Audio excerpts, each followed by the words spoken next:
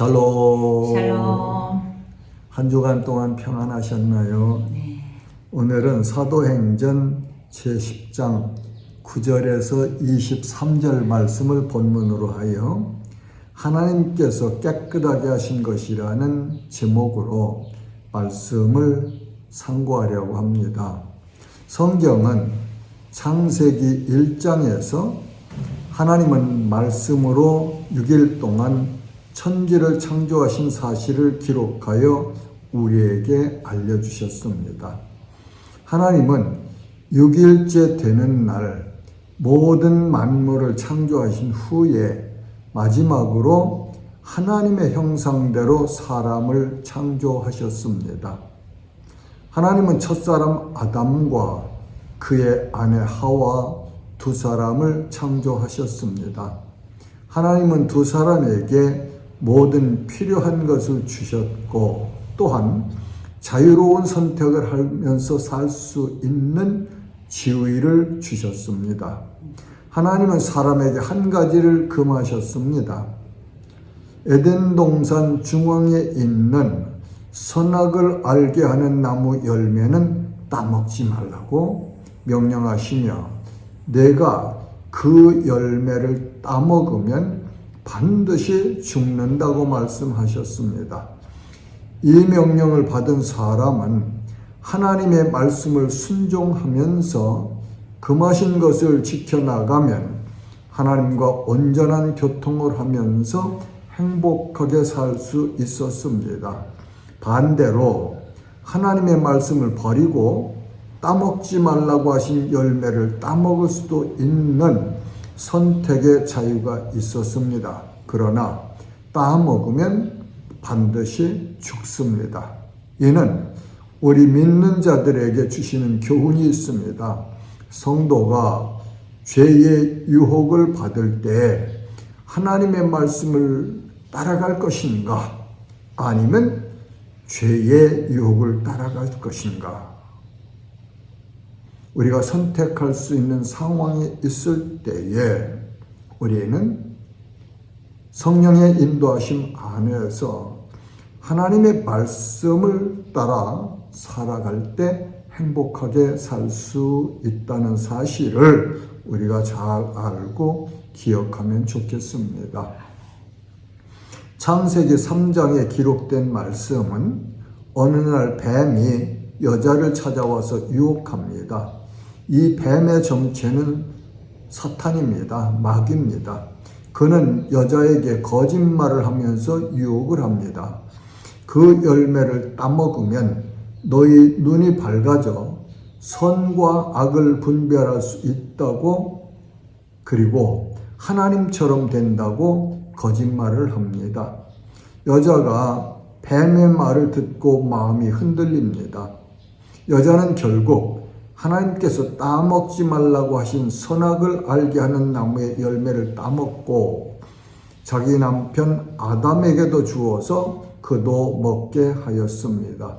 이 일은 처음 사람이 하나님의 말씀을 따라가지 않고 금하신 열매를 따먹은 것은 곧 하나님을 신뢰하지 않았다는 의미죠. 하나님의 말씀을 믿지 못했다는 의미입니다. 그 두 사람은 그 열매를 따먹음으로 하나님 앞에 죄인이 되어서 사망에 빠져 사망의 종이 되었습니다. 이 말의 의미는 사람이 죄로 인하여 사망이 왔고 사망의 왕인 사탄의 종이 되었다는 의미입니다.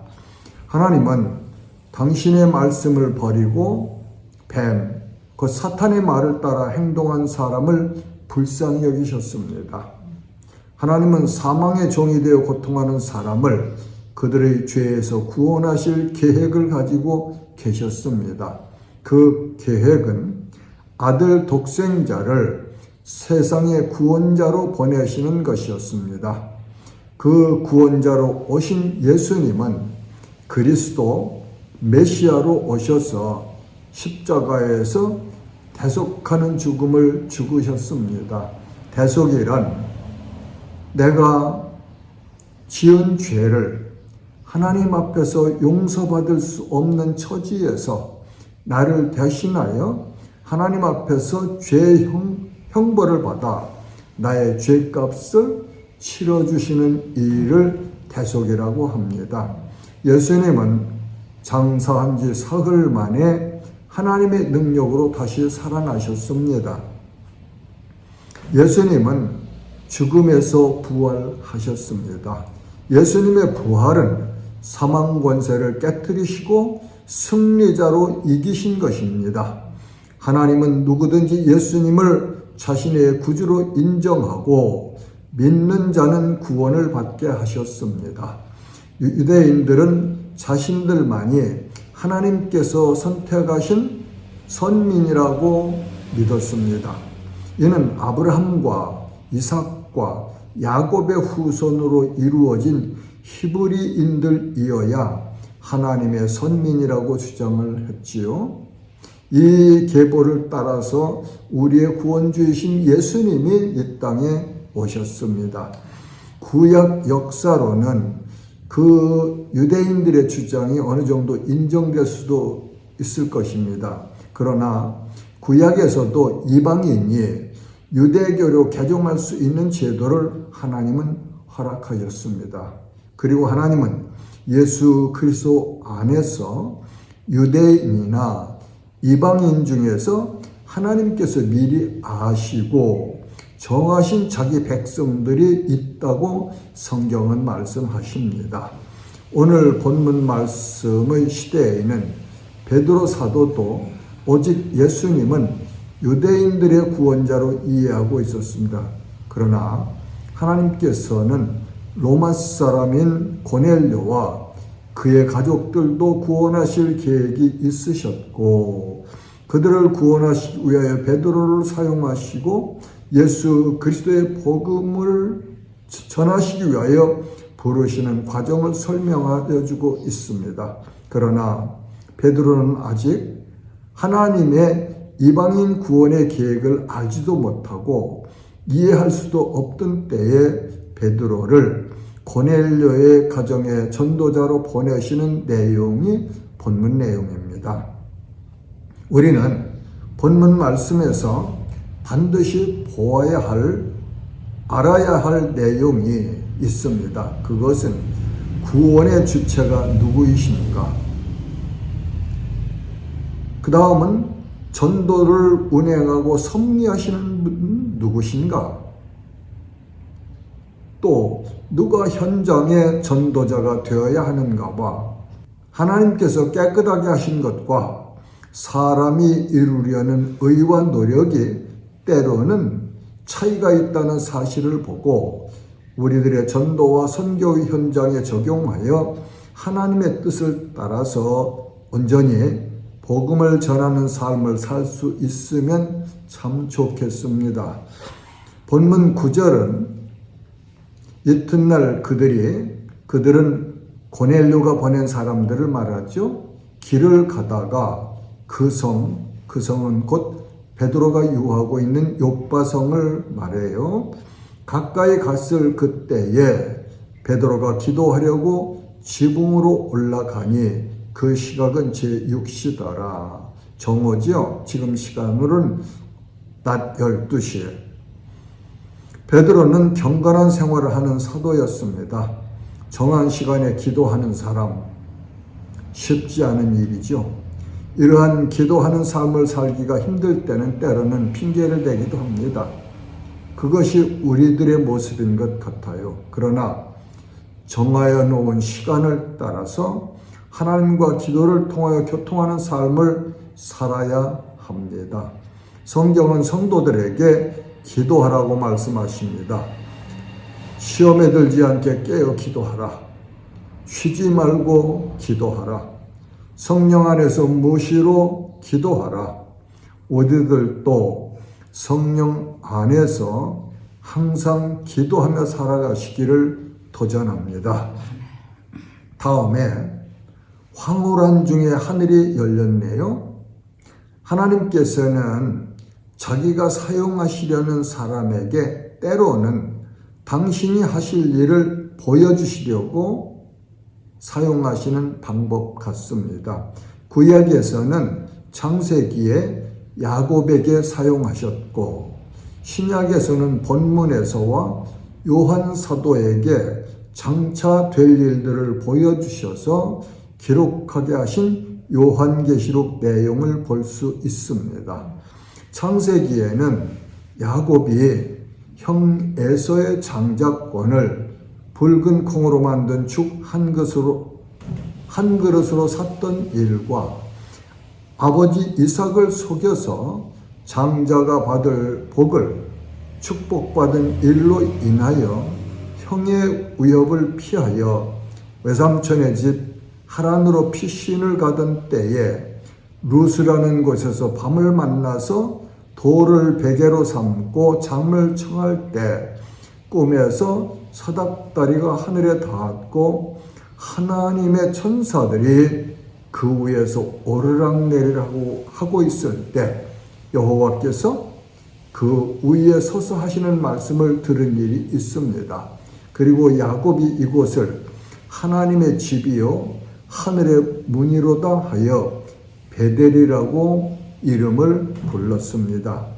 본문 10절에서 12절에 보면 한 보자기 같은 큰 그릇이 뇌 길을 메어 땅으로 내려왔습니다.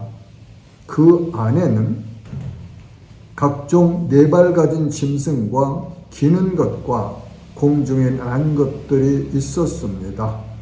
하늘에서 음성이 들려옵니다. 본문 13절에 보면 베드로야 일어나 잡아먹으라고 들려왔습니다. 베드로가 정신이 몽롱하고 도대체 이것이 무슨 일인가 했을 것 같습니다. 베드로가 14절에 말합니다. 주님, 그럴 수 없습니다. 내가 이제까지 하나님께서 먹지 말라고 가르쳐 주신 부정하게 되는 음식이나 짐승들은 먹은 적이 없습니다. 라고 대답하지요. 이 말씀은 레위기 11장 1절에서 47절, 신명기 14절 3절에서 19절에 기록되어 있습니다. 이렇게 하나님의 뜻과 사람의 생각이 차이가 날 때, 다를 때가 많이 있지요.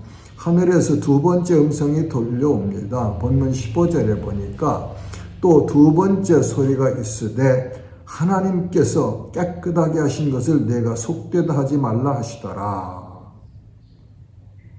본문 가운데 가장 중요한 메시지 중에 하나다. 그렇게 저는 이 말씀을 정리해 보았습니다. 하나님께서 깨끗하게 하신 것. 그것은 무엇입니까? 하나님은 먹보다도 더 검은 우리들, 자기 백성들의 죄를 흰눈처럼 깨끗하게 하시는 분이십니다. 아멘. 하나님은 자기가 택하신 자기 백성들에게 구원받는 믿음을 선물로 주십니다.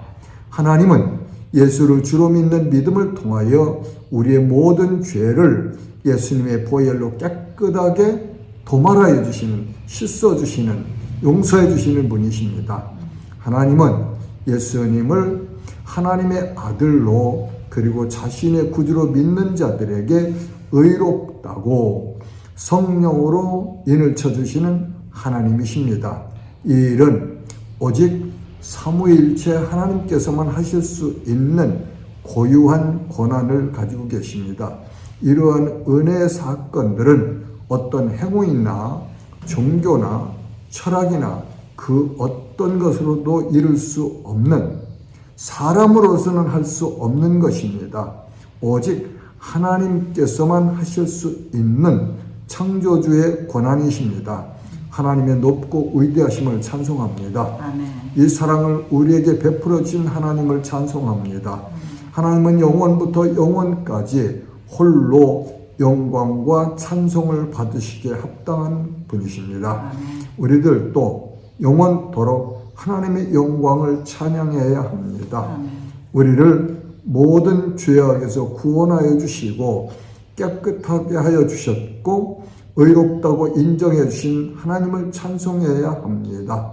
사랑하는 지체 여러분, 우리는 하나님께서 깨끗하게 하신 거룩한 백성들입니다. 그것이 성도예요. 그 선물을 못 받았다면, 그 깨끗하게 하심을 못 받았다면 아무리가 열심히 종교행위를 해도 그는 하나님의 자녀는 아니라고 말할 수 있겠습니다. 그 다음에 본문 19절과 20절은 베드로가 그 환상에 대해 생각할 때 성령께서 그에게 말씀하시되 두 사람이 너를 찾으니 일어나 내려가 의심하지 말고 함께 가라. 내가 그들을 보냈느니라고 성령께서 고넬료가 보낸 사람들을 베드로에게 보냈다고 말씀하십니다. 그래서 우리가 오늘 상고하는 본문 말씀의 가장 중요한 것은 깨끗하게 하시는 분은 하나님이시다.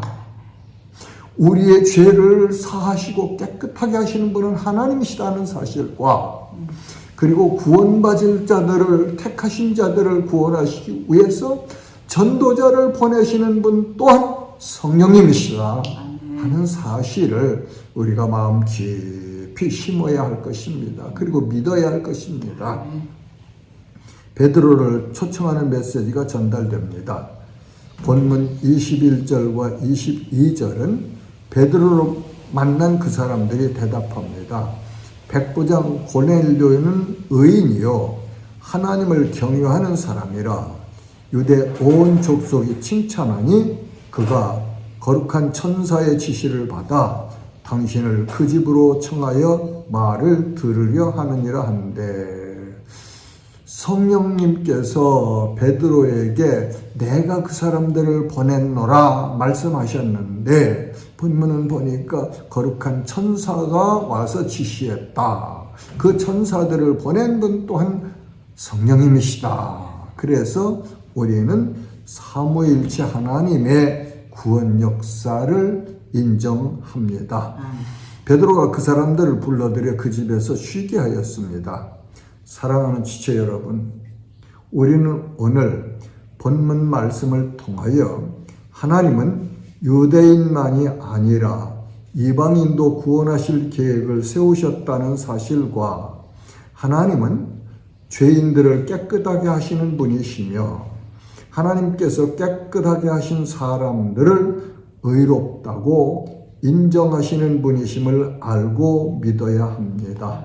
그리고 죄인인 사람이 주 예수를 믿어 깨끗하게 되는 일에는 삼위일체 하나님께서 하시는 고유 사역이심을 알고 믿어야 합니다.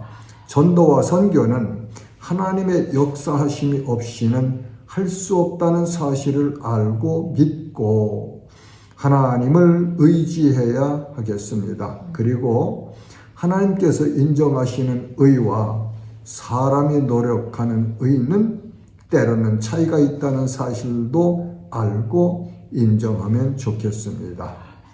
죄인들을 깨끗하게 하시는 하나님의 풍성하신 은혜와 사랑 안에서 거룩한 성도들로 승리하며 살아가시기를 주님의 이름으로 축복합니다. 아멘. 아멘. 샬롬.